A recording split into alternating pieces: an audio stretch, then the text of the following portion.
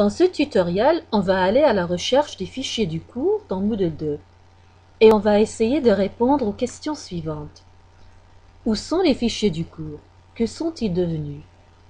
Et comment les enseignants est-ce qu'ils peuvent gérer leurs propres fichiers? Et comment est-ce qu'ils peuvent partager des fichiers avec leurs collègues dans le même cours, mais hors de vue des étudiants? Dans l'ancienne version de Moodle, on cliquait sur le lien fichier dans le bloc administration et on arrivait au fichier du cours où on pouvait cliquer le bouton déposer un fichier pour y mettre nos documents. Mais dans la nouvelle version de Moodle, ce lien est disparu. Alors, où sont les fichiers? La réponse, c'est que maintenant les fichiers sont directement attachés aux ressources ou aux activités dans lesquelles ils apparaissent. Donc, si on va aller regarder dans un cours, on pourra peut-être les retrouver. Ici, on voit deux sections, la section 9 et la section 10. Dans la section numéro 9, il y a un document Word, rotation de la Terre. Dans la section numéro 10, il y a un PDF, le système solaire, et il y a aussi une page qui s'appelle la planète Vénus. Lorsqu'on clique sur la page, on voit qu'il y a une image là-dedans.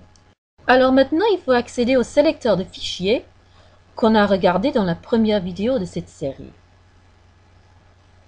On peut cliquer l'icône pour modifier une ressource et ensuite le bouton Ajouter et on arrive au sélecteur de fichiers. On choisit le lien fichier serveur et voilà nos trois fichiers, deux fichiers et une page. Si je clique ici par exemple, voici le document Word rotation de la Terre. Je clique le lien qui est le nom de notre cours et voilà l'autre fichier, le PDF, le système solaire. Encore une fois, je reviens au cours, voici la page, je clique et voici l'image qu'on a mise sur la page.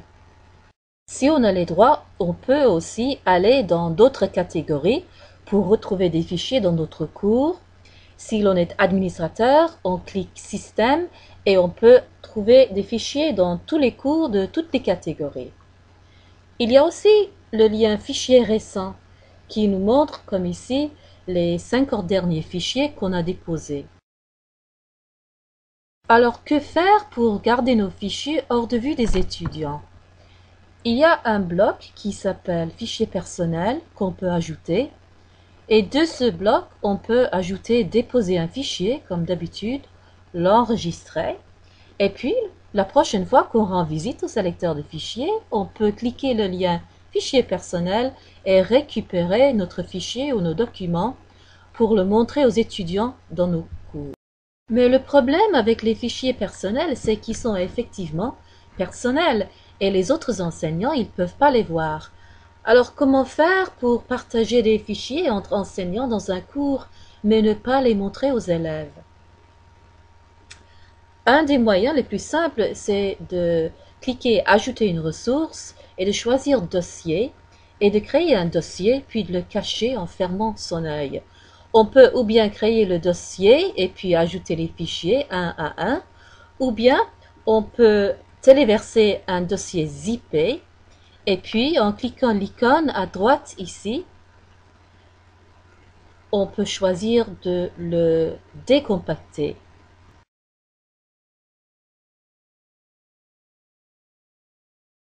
Et voilà notre dossier décompacté.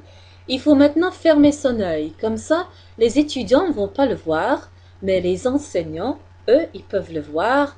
Ils peuvent cliquer le bouton modifier pour collaborer et ajouter d'autres fichiers. Mais que faire si on ne peut pas du tout survivre sans les fichiers du cours?